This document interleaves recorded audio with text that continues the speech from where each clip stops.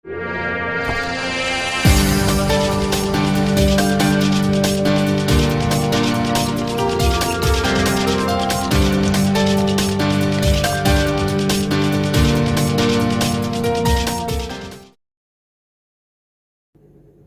Friends, అందరికి నమస్కారం.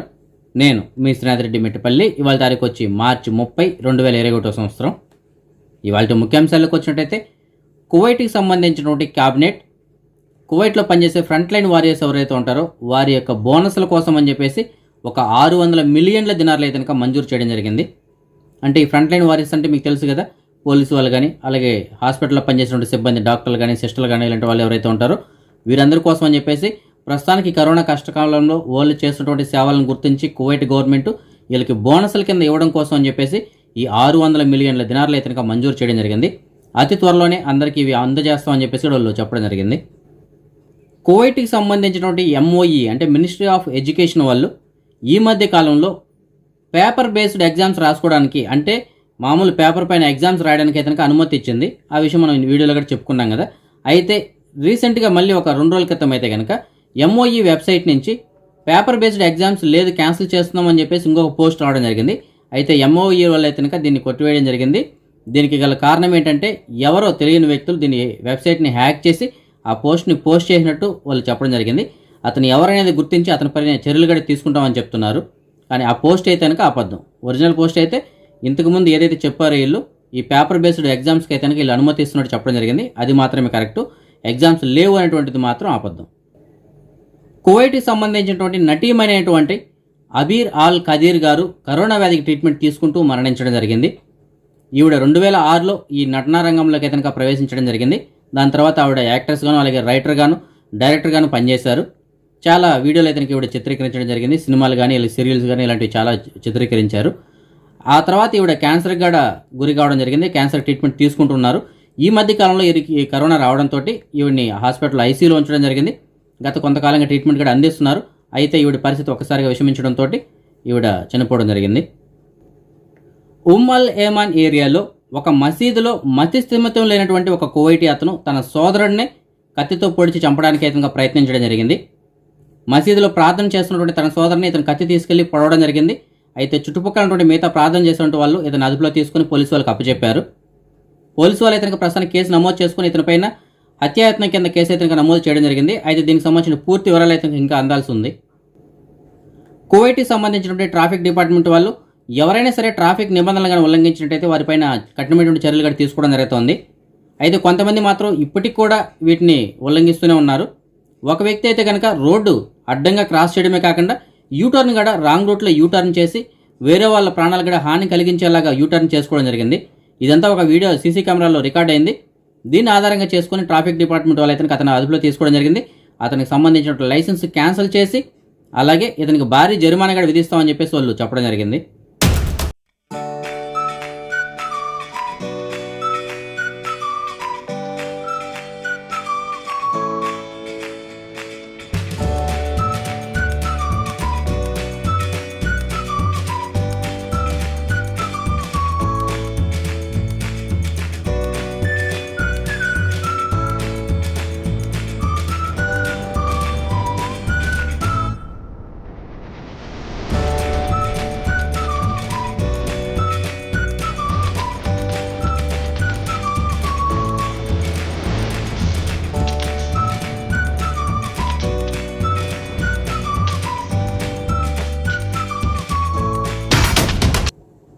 ముప్పై సంవత్సరాల వయసు కలిగినటువంటి మన సబ్స్క్రైబర్ ఒకరు ఈ నెల అంటే మార్చి 21వ తారీఖున కువైట్ నుంచి ఇండియాకి వెళ్ళడం జరిగింది. ఇంటికి వెళ్ళిన తర్వాత ఈ నెల 28వ తారీఖున అతను క్రికెట్ మ్యాచ్ ఆడుతూ ఉండగా ఒక్కసారిగా హార్ట్ అటాక్ రావడంతో అక్కడికక్కడే కుప్పకూలిపోయారు. దాని తర్వాత హాస్పిటల్కి తరలించినా సరే ప్రయత్నం లేకుండా పోయింది. ఈ విషయాన్ని ఇంకొక సబ్స్క్రైబర్ మనకి తెలియజేయడం జరిగింది. ఇతనికి భార్య అలాగే 2 చిన్న పిల్లలు ఉన్నారు. 30 సంవత్సరాల వయసు అంటే మీరు ఆలోచించవచ్చు, చాలా చిన్న పిల్లలు ఉన్నారు. ఈ విషయాన్ని మన దృష్టికి తీసుకోవడం జరిగింది. దాని తర్వాత మనం చూసినట్టయితే ఇతను ఈ నెల 17వ తారీఖున ఆల్ముల్లా ఎక్స్చేంజ్ సెంటర్ నుంచి ఇతని ఇంటికి ఇతనికి అమౌంట్ పంపించడం జరిగింది. అది దీని దృష్ట్యా ఆల్ముల్లా ఎక్స్చేంజ్ సెంటర్ వారు ఏంటంటే వారి ఎక్స్చేంజ్ సెంటర్ ద్వారా ఎవరైతే అమౌంట్ పంపించుంటారో వారికి 1 నెల వరకు ఫ్రీగా ఇన్సూరెన్స్ అనేటువంటిది 1000 దినార్లకి చేయడం జరుగుతుంది. సో దీని గురించి అని చెప్పేసి అతను మనకి మెసేజ్ పెట్టడం జరిగింది. అన్న ఇతను ఇంతకుముందు ఇంటికి వెళ్లే ముందు ఇతను అమౌంట్ పంపించున్నారు. సో ఇతనికి ఇన్సూరెన్స్ వర్తిస్తుందా లేదని చెప్పేసి మనల్ని అడగడం జరిగింది. దాని తర్వాత నేను ఈ ఆల్మోలా ఎక్స్చేంజ్ సెంటర్ బ్రాంచ్ మేనేజర్ని అలాగే దీని యొక్క ఇన్ఛార్జ్ ఎవరైతే ఉంటారో వాళ్ళని నేను కాంటాక్ట్ చేయడం జరిగింది. వాళ్ళు ఇన్సూరెన్స్ వస్తుందని చెప్పారు. ప్రస్తుతానికి ఇతనికి సంబంధించిన డాక్యుమెంట్స్ అన్ని పంపించాం. వాళ్ళు కూడా డాక్యుమెంట్స్ అన్ని సబ్మిట్ చేశారు. వాళ్ళు కూడా మనకి హామీ ఇవ్వడం జరిగింది. వీలైనంత త్వరలో ఇతనికి ఇన్సూరెన్స్ యొక్క క్లెయిమ్ అనేటువంటిది అందేలాగా చూస్తామని చెప్పేసి వాళ్ళు చెప్పడం జరిగింది. అది వీలైనంత తొందరగా ఇతనికి ఇన్సూరెన్స్ అందాలని చెప్పేసి నేను కోరుకుంటున్నాను. దానికి తగినటువంటి ప్రయత్నాలు కూడా నేను చేస్తాను. కాబట్టి ఎవరైనా ఫ్రెండ్స్ ఏ టైం ఎలా ఉంటుందో తెలియదు కాబట్టి మనకి ఏదైనా అందుబాటులో ఉన్నటువంటి ఇన్సూరెన్స్లు కానీ ఇలాంటివి ఏదైనా మనకి ఈ ప్రవాసాంధ్ర భరోసా బీమా కానీ ఇలాంటివి ఏదైనా ఉంటే కనుక మనం చేయించుకుంటేనే మేలు. మన సబ్స్క్రైబర్స్ చాలామంది అడగడం జరుగుతుంది, అన్న కువైట్ నుంచి ఇండియాకి వెళ్ళాలంటే తప్పనిసరిగా కరోనా వ్యాక్సిన్ ఉండాలా, వ్యాక్సిన్ ఉంటేనే పంపిస్తారా లేదంటే లేదా, అలాగే ఇండియాకి వెళ్ళిన తర్వాత మళ్ళీ క్వారంటైన్ ఉంటుందా అని చెప్పేసి అడుగుతున్నారు. ఫ్రెండ్స్ ప్రస్తుతానికైతే కనుక కరోనా వ్యాక్సిన్ తీసుకుంటేనే ఇక్కడి నుంచి మీ దేశాలకు పంపిస్తాము అనేటువంటి కానూన్ అయితే కనుక ప్రస్తుతానికి లేదు. సో అలాంటిది ఏదైనా పెడితే కనుక చెప్తాను. కానీ ప్రస్తుతానికి మాత్రం పీసీఆర్ తప్పనిసరిగా ఉండాలి. పీసీఆర్ టెస్ట్ ఉంటేనే మనం ఇండియాకి వెళ్ళడానికి అవుతుంది. కాబట్టి తప్పనిసరిగా పీసీఆర్ టెస్ట్ చేయించుకొని వెళ్ళండి. మన ఇండియాలో అయితే కనుక ప్రస్తుతానికి క్వారంటైన్ లేదు, కానీ కొన్ని ఎయిర్పోర్ట్లో మాత్రం పీసీఆర్ టెస్ట్ అనేటువంటిది చేస్తున్నారు. చెన్నై లాంటి ఎయిర్పోర్ట్లో అయితే తప్పనిసరిగా అక్కడికి వెళ్ళిన తర్వాత మళ్ళీ ఇంకొకసారి పీసీఆర్ టెస్ట్ చేయడం జరుగుతుంది. కాబట్టి మీరు వెళ్ళేటువంటి ఎయిర్పోర్ట్ని బట్టి అక్కడ పీసీఆర్ టెస్ట్ ఉండదా లేదనేటువంటిది ముందుగానే కనుక్కొని వెళ్ళండి. ఓకేనా. ఇంకా కొంతమంది సబ్స్క్రైబర్లు అడగడం జరుగుతుంది, అన్న కువైట్లో ప్రస్తుతానికి కరోనా వ్యాక్సిన్స్ అందిస్తున్నారు కదా, అది ఫ్రీగా అందిస్తున్నారా లేదంటే డబ్బులు తీసుకుంటున్నారా అని చెప్పేసి అడగడం జరిగింది. ఫ్రెండ్స్ కరోనా వ్యాక్సిన్ అయితే కనుక కువైట్ ప్రభుత్వం ఫ్రీగానే అందిస్తుంది, ఎలాంటి డబ్బులు తీసుకోవడం లేదు. కాకపోతే మీరు ఆన్లైన్లో రిజిస్ట్రేషన్ చేసుకోవాల్సి ఉంటుంది. రిజిస్ట్రేషన్ చేసుకున్న తర్వాత సీరియల్ వైజ్గా మీకు వ్యాక్సిన్స్ అయితే కనుక అందించడం జరుగుతుంది. అంటే ఎవరైతే ముందుగా రిజిస్ట్రేషన్ చేసుకుంటారో వాళ్ళకి ముందుగా వ్యాక్సిన్ అందించడం జరుగుతుంది. దాని తర్వాత ఎవరైతే రిజిస్ట్రేషన్ చేసుకుంటారో వాళ్ళకి. కాబట్టి వీలైనంత తొందరగా మీకు వ్యాక్సిన్ కావాలనుకుంటే మీరు తొందరగా రిజిస్ట్రేషన్ చేసుకోండి అంతే. ఇంకా కొంతమంది అడగడం జరుగుతుంది, అన్న ఇండియాలో ఎన్ని సంవత్సరాల వయసు కలిగిన వాళ్ళకి కరోనా వ్యాక్సిన్స్ అందిస్తున్నారని చెప్పేసి. ప్రస్తుతానికైతే కనుక మన భారతదేశంలో 45 సంవత్సరాల కన్నా వయసు ఎక్కువ ఎవరైతే ఉంటుందో వారికి మాత్రమే కరోనా వ్యాక్సిన్స్ అయితే కనుక అందించడం జరుగుతుంది. అంతకన్నా తక్కువ వయసు కలిగిన వాళ్ళకంటే వాడుకున్నటువంటి సిచ్యువేషన్స్ బట్టి లేదంటే ఏదైనా సీరియస్ సిచ్యువేషన్స్ ఉంటే అలాంటి వాళ్ళకైనా అందిస్తారేమో తెలియదు. కానీ కొన్ని స్పెషల్ కేసెస్లో జనరల్గా అయితే ప్రస్తుతానికి ఇస్తున్నటువంటి వ్యాక్సిన్స్ 45 సంవత్సరాల కన్నా వయసు ఎక్కువ ఎవరికైతే ఉంటుందో వారికి మాత్రమే అందించడం జరుగుతుంది. ఇంకా కొంతమంది అడగడం జరుగుతుంది, అన్న ప్రస్తుతానికి వ్యాక్సిన్ తీసుకొని వస్తే కనుక కువైట్కి క్వారంటైన్లో వెసులుబాటు ఉంటుందని చెప్పేసి అంటున్నారు కదా, మరి మేము ఎలాగ ఇండియాలో ఉంటే వ్యాక్సిన్ తీసుకొని రావాలి, ఎక్కడ తీసుకోవాలి, ఏ ప్లేస్లో తీసుకోవాలని చెప్పేసి అడగడం జరిగింది. ఫ్రెండ్స్ ప్రస్తుతానికైతే కనుక ఇండియా నుంచి ఎవరైతే వస్తారో అలాంటి వాళ్ళు వ్యాక్సిన్ తీసుకొని దానికి తగినటువంటి సర్టిఫికెట్ కువైట్కి సంబంధించిన మోసాఫర్లో అప్లోడ్ చేసి వచ్చినట్టయితే వాళ్ళకి క్వారంటైన్లో మినహాయింపు ఉంటుంది అని చెప్పేసి కువైట్ గవర్నమెంట్ చెప్పడం జరిగింది. అయితే అది ఎక్కడ తీసుకోవాలి వ్యాక్సిన్, మనం జనరల్గా మన ఇంటి దగ్గర ఉంటే వ్యాక్సిన్ సెంటర్ల దగ్గర తీసుకుంటే సరిపోతుందా, లేదంటే కువైట్ గవర్నమెంట్ అప్రూవ్ చేసినటువంటి క్లినిక్స్లో మాత్రం వ్యాక్సిన్ తీసుకుంటే సరిపోతుందా, ఇలాంటి వాటి డీటెయిల్స్ కనుక ఇంకా కువైట్ గవర్నమెంట్ విడుదల చేయలేదు. ఆ డీటెయిల్స్ ఏదైనా వస్తే కనుక మీకు నేను చెప్తాను. ఎందుకనేసి అంటే ఇప్పుడు మన ఇండియాలో ఇస్తుంది ఏంటంటే 45 సంవత్సరాల కన్నా వయసు ఎక్కువ ఎవరికైతే ఉంటుందో వారికి మాత్రమే వ్యాక్సిన్స్ ఇస్తున్నారు. 45 సంవత్సరాల కన్నా తక్కువ వయసు కలిగిన వాళ్ళు చాలామంది కువైట్కి రావడానికి ఉంటారు. సో అలాంటి వాళ్ళ పరిస్థితి ఏమిటి, వ్యాక్సిన్ తీసుకోకుండానే రావాల్సి వస్తుంది. సో అలాంటి వాళ్ళు ఇక్కడికి వచ్చినప్పుడు మళ్ళీ క్వారంటైన్లో ఉండాలి. సో ఇలాంటి వాళ్ళ కోసం అని చెప్పేసి స్పెషల్గా ఏదైనా అంటే బయట దేశాలకు వెళ్ళే వాళ్ళ కోసం స్పెషల్గా ఏదైనా వ్యాక్సిన్స్ ఇస్తారా, లేదంటే కువైట్ గవర్నమెంట్ ఏదైనా కొన్ని క్లినిక్స్ని ఏర్పాటు చేసి, అంటే ఇప్పుడు మెడికల్ సెంటర్స్ ఏవైతే ఉన్నాయో కువైట్కి వచ్చే వాళ్ళకి మెడికల్ చేస్తుంటారు కదా, అలాంటి సెంటర్లో ఏదైనా వ్యాక్సిన్స్ తీసుకొని రమ్మని చెప్తారా, ఇలాంటి వాటి డీటెయిల్స్ అయితే ఇంకా విడుదల చేయలేదు. వీటికి సంబంధించినటువంటి ఏదైనా పూర్తి డీటెయిల్స్ నాకు అందినట్టయితే కనుక నేను మీకు తెలియజేస్తాను. గత వారం రోజులుగా ఈజిప్ట్లోని సూయజ్ కాలువలో చిక్కుకుపోయినటువంటి ఎవర్ గ్రీన్ షిప్ ఏదైతే ఉందో దీన్ని తిరిగి యథాస్థితికి తీసుకురావడం జరిగింది. ఈజిప్ట్ ప్రభుత్వం ఎంతగానో శ్రమించి దీన్ని యథాస్థితికి తీసుకొచ్చారు. ప్రస్తుతానికి అక్కడ ఏర్పడినటువంటి ఈ షిప్ల యొక్క ట్రాఫిక్ ఏదైతే ఉందో దాని కూడా ప్రస్తుతానికి మళ్ళీ యథాక్రమంగా తీసుకోవడానికి అయితే వీళ్ళు ప్రయత్నాలు చేయడం జరుగుతుంది. మన సబ్స్క్రైబర్స్ చాలామంది ఈ ఫ్లైట్ టికెట్స్ గురించి అడగడం జరుగుతుంది. ఫ్రెండ్స్ ప్రస్తుతానికి అయితే ఇంకా కువైట్ నుంచి ఇండియాకి ఫ్లైట్ టికెట్స్ అందుబాటులోనే ఉన్నాయి. మీకు ఏదైనా టికెట్స్ కావాలనుకుంటే కనుక మీకు డిస్ప్లేలో ఒక 2 నెంబర్లు ఇస్తాను, వాటికి కాల్ చేసి మీరు టికెట్స్ తెచ్చుకోవచ్చు. అలాగే ఎవరైనా సరే ఇండియా నుంచి బెల్ సలామా ద్వారా కువైట్కి రావాలనుకున్నా, లేదంటే ఆల్రెడీ అకామా ఉండి వ్యాలిడ్గా అలాంటి వాళ్ళు కువైట్కి బెల్ సలామా ద్వారా రావాలనుకున్నా, కొత్త వీసాలు ఉన్నటువంటి వాళ్ళైనా సరే ఎవరైనా సరే కువైట్కి రావాలనుకుంటే దానికి సంబంధించినటువంటి ప్యాకేజు, అలాగే ఇండియాలో మెడికల్, పీసీసీ, స్టాంపింగ్ దీనికి సంబంధించినటువంటి డీటెయిల్స్ కూడా మీకు డిస్ప్లేలో ఒక 2 నెంబర్లు ఇస్తాను. ఆ నెంబర్లకు కాల్ చేసి మీరు పూర్తిగా కనుక్కొని కువైట్కి రావడానికి అయితే కనుక ప్రయత్నం చేయొచ్చు. ఇంకొక సబ్స్క్రైబర్ మనకి అబూ ఫతేరి ఏరియా నుంచి మెసేజ్ పెట్టడం జరిగింది. ఇతనికి ఒక పర్సు దొరికిందంట, అందులో సివిల్ ఐడి కార్డు అలాగే డ్రైవింగ్ లైసెన్స్లు ఉన్నాయని చెప్తున్నారు. అంటే Kuwait driving licence, India driving licence ఉన్నాయని చెప్తున్నారు. ఈ సివిల్ ఐడి కార్డు పైన పేరు అయితే కనుక జాబిద్ హుస్సేన్ కొట్లూరు అని చెప్పేసి ఉంది. సో ఫ్రెండ్స్ మీకు ఎవరికైనా సరే జాబిద్ హుస్సేన్ కొట్లూరు అనేటువంటి అతను తెలిసినట్టయితే మీకు డిస్ప్లేలో ఒక నెంబర్ ఉంది కదా, ఆ నెంబర్ కాల్ చేసి మీకు సంబంధించినటువంటి సివిల్ ఐడి కార్డు అవి తెచ్చుకోవచ్చు. ఇంకొక సబ్స్క్రైబర్ మనకి ముర్గాపు ఏరియా నుంచి మెసేజ్ పెట్టడం జరిగింది. అతనికి 2 సివిల్ ఐడి కార్డులు దొరికాయంట. ఒక సివిల్ ఐడి కార్డు పైన పేరు వచ్చి హుజీఫా ఫక్రుద్దీన్ అబ్బాస్ అని చెప్పేసి ఉంది. ఇంకొక సివిల్ ఐడి కార్డు పైన పేరు వచ్చి షణ్ముఖ వెంకట భవానీ మద్దల అని చెప్పేసి ఉంది. సో ఫ్రెండ్స్, ఈ పేర్లు గల సివిల్ ఐడి కార్డు గల వాళ్ళు మీకు ఎవరికైనా తెలిసినట్టయితే కనుక వాళ్ళకి చెప్పండి. వాళ్ళకి సంబంధించిన సివిల్ ఐడి కార్డులు అయితే కనుక మీకు డిస్ప్లేలో ఒక నెంబర్ ఉంది కదా, ఆ నెంబర్ గల అతని దగ్గర ఉన్నాయి, వెళ్ళి కలెక్ట్ చేసుకోమని చెప్పండి. మన సబ్స్క్రైబర్ ఒకరు మనకి సాల్మియా ఏరియా నుంచి మెసేజ్ పెట్టడం జరిగింది. అతని దగ్గర ఫ్యామిలీ అలాగే బ్యాచిలర్స్ సంబంధించిన రూములు ఖాళీగా ఉన్నాయని చెప్తున్నారు. సో మీకు ఎవరికైనా రూములు కావాలనుకుంటే సాల్మియా ఏరియాలో మీకు డిస్ప్లేలో ఒక నెంబర్ ఉంది కదా, ఆ నెంబర్ కాల్ చేసి పూర్తిగా కనుక్కొని వెళ్ళి రూమ్ చూసి తీసుకోవచ్చు. మన సబ్స్క్రైబర్ ఒకరు కువైట్లో ఈ కరోనా స్టార్ట్ అయిన తర్వాత అతని జాబ్ని కోల్పోయిన తర్వాత అతను ఇక్కడి నుంచి ఇండియాకి వెళ్ళిపోవడం జరిగింది. ఇండియాకి వెళ్ళిపోయిన తర్వాత జీవనోపాధి కోసం అని చెప్పేసి ఇతను ఆన్లైన్లో చీరల బిజినెస్ ఇతనికి స్టార్ట్ చేయడం జరిగింది. ఇతని కడప జిల్లా పుల్లంపేట మండలానికి సంబంధించిన ఇతను గుజరాత్ నుంచి డైరెక్ట్గా కొన్ని సెలెక్ట్ చేసినటువంటి పట్టు చీరలు కానీ అలాగే కాస్ట్లీ చీరలు కానీ ఇతను తీసుకోవడం జరిగింది. సో ఎవరికైనా సరే మీకు ఆన్లైన్లో చీరలు కావాలనుకుంటే కనుక మీకు డిస్ప్లేలో ఇతనికి సంబంధించిన నెంబర్ ఇస్తున్నాను. అతని కనుక కాల్ చేసినట్టయితే మీరు ఎక్కడున్నా సరే, అంటే ఇండియాలో మీరు ఎక్కడున్నా సరే మీకు ఇతను డోర్ డెలివరీ ధర చీరలు ఇతనికి అందించడం జరుగుతుంది. మంచి ధరలకే అందిస్తామని చెప్తున్నారు. దీనికి సంబంధించినటువంటి పూర్తి వివరాల కోసం అయితే మీకు డిస్ప్లేలో ఒక నెంబర్ ఉంది కదా, ఆ నెంబర్ కాల్ చేసి అతని వివరాలు కనుక్కోగలరు. అదే మనం ఈ మనీ ఎక్స్చేంజ్ విషయానికి వచ్చినట్టయితే కువైట్ దినార్ వచ్చి మన భారతదేశం రూపీస్లో ఒక దినార్కి 239 రూపాయల 80 పైసలుగా ఉంది. ఫ్రెండ్స్, కువైట్లో ఉన్నటువంటి ఆల్మోలా ఎక్స్చేంజ్ సెంటర్ వారు మనం ఆ ఎక్స్చేంజ్ సెంటర్ ద్వారా అమౌంట్ పంపించిన తర్వాత పంపించిన డేట్ నుంచి ఒక నెల వరకు వీళ్ళు ఒక 1000 దినార్లకైతే కనుక ఫ్రీగా ఇన్సూరెన్స్ చేయడం జరుగుతుంది.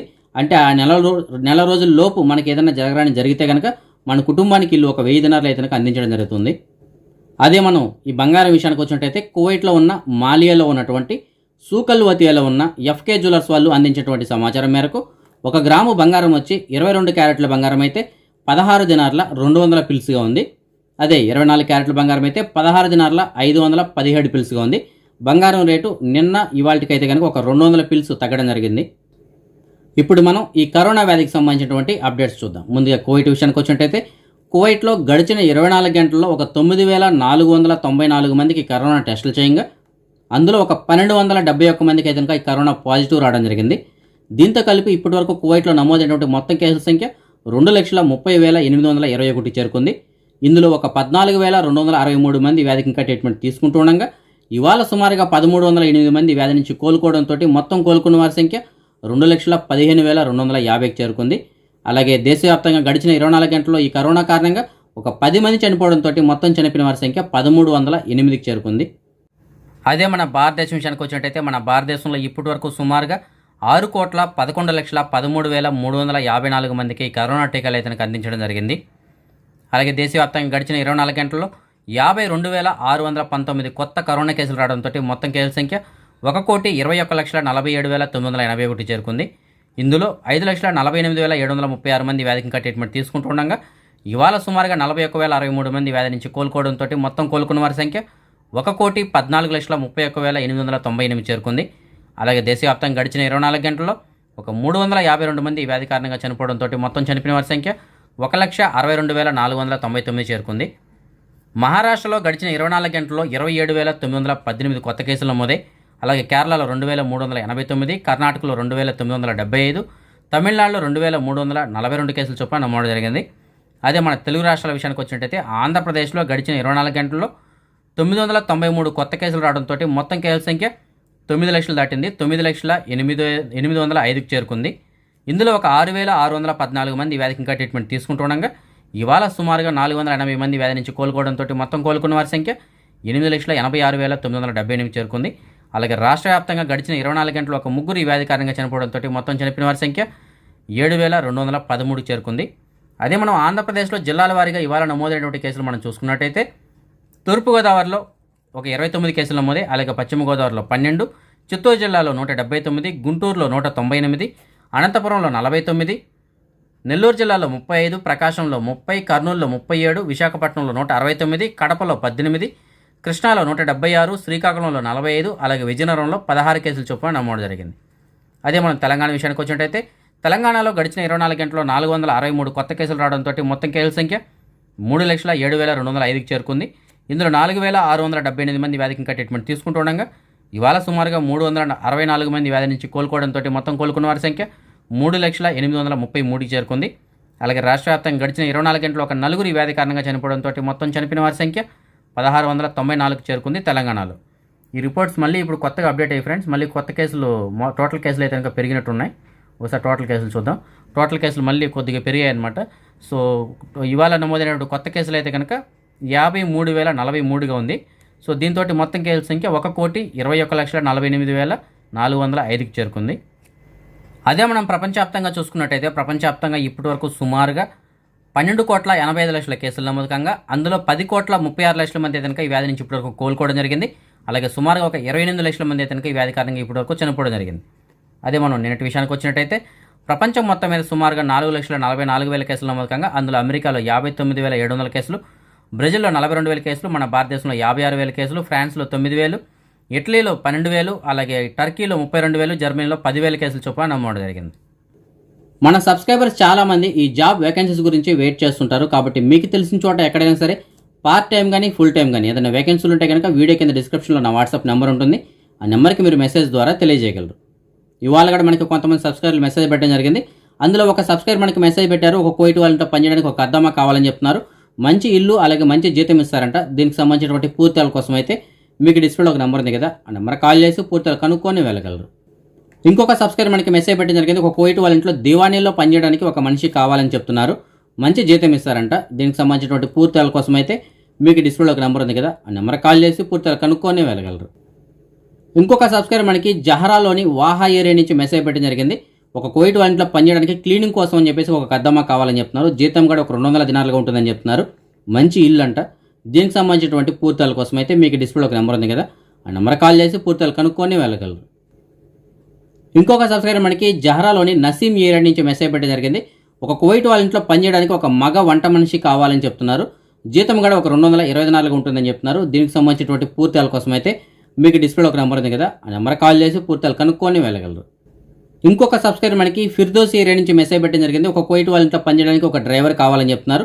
జీతం కూడా 150 నుంచి 170 దినాల వరకు ఉంటుందని చెప్తున్నారు. దీనికి సంబంధించినటువంటి పూర్తిల కోసం అయితే మీకు డిస్ప్లేలో ఒక నెంబర్ ఉంది కదా, ఆ నెంబర్ కాల్ చేసి పూర్తిగా కనుక్కొని వెళ్ళగలరు. ఇంకొక సబ్స్క్రైబర్ మనకి రొమైతియా ఏరియా నుంచి మెసేజ్ పెట్టడం జరిగింది, ఒక కువైట్ వాళ్ళ ఇంట్లో పనిచేయడానికి టెంపరవరీగా ఒక 3 నుంచి 4 నెలలు పనిచేయడానికి ఒక డ్రైవర్ కావాలని చెప్తున్నారు. జీతం కూడా ఒక 160 దినాలుగా ఉంటుందని చెప్తున్నారు. దీనికి సంబంధించినటువంటి పూర్తిల కోసం అయితే మీకు డిస్ప్లేలో ఒక నెంబర్ ఉంది కదా, ఆ నెంబర్ కాల్ చేసి పూర్తిగా కనుక్కొని వెళ్ళగలరు. ఇంకొక సబ్స్క్రైబర్ మనకి సాద్ అల్ అబ్దుల్లా ఈ ఏరియా నుంచి మెసేజ్ పెట్టడం జరిగింది, ఒక కువైట్ వాళ్ళ ఇంట్లో పనిచేయడానికి ఒక అద్దమా కావాలని చెప్తున్నారు. జీతం కూడా వారి అనుభవాన్ని బట్టి 180 నుంచి 210 దినాల వరకు ఉంటుందని చెప్తున్నారు. దీనికి సంబంధించినటువంటి పూర్తిల కోసం అయితే మీకు డిస్ప్లేలో ఒక నెంబర్ ఉంది కదా, ఆ నెంబర్ కాల్ చేసి పూర్తిగా కనుక్కొని వెళ్ళగలరు. ఇంకొక సబ్స్క్రైబర్ మనకి మెసేజ్ పెట్టడం జరిగింది, ఇతనికి వంట పని కావాలి అని చెప్తున్నారు. ఇతను మగతను, ఇతనికి వంట పని కావాలంటున్నారు. సో మీకు తెలిసిన చోట ఎక్కడైనా సరే మగవాళ్ళకి వంట పని చేయడానికి ఖాళీగా వేకెన్సీ ఉంది అంటే కనుక మీకు డిస్ప్లేలో ఒక నెంబర్ ఉంది కదా, ఆ నెంబర్ కాల్ చేసి అతనికి సమాచారం అందించగలరు. ఇంకొక సబ్స్క్రైబర్ మనకి మెసేజ్ పెట్టడం జరిగింది, ఇతనికి టైలర్ పని కావాలని చెప్తున్నారు. కువైట్ వాళ్ళ ఇంట్లో మాత్రమే పని చేస్తారంట. కువైట్ వాళ్ళ ఇంట్లో టైలర్గా పనిచేయడానికి పని కావాలి అంటున్నారు. ఇతను అన్ని రకాల మోడల్స్ కుట్టగలరంట. ఎవరైనా సరే రూము ఫుడ్ అరేంజ్ చేసి పని ఇస్తాము అని అడిగి ఉంటే మీకు డిస్ప్లేలో ఒక నెంబర్ ఉంది కదా, ఆ నెంబర్ కాల్ చేసి అతనికి సమాచారం అందించగలరు. ఇంకొక సబ్స్క్రైబర్ మనకి మెసేజ్ పెట్టడం జరిగింది, ఇతనికి డ్రైవర్ పని కావాలి అని చెప్తున్నారు. ఇతని హెవీ లైసెన్స్ అలాగే సూన్ వీసా, ఇతను అన్ని రకాల ట్రక్కులు ఇతనికి తోలగలరు.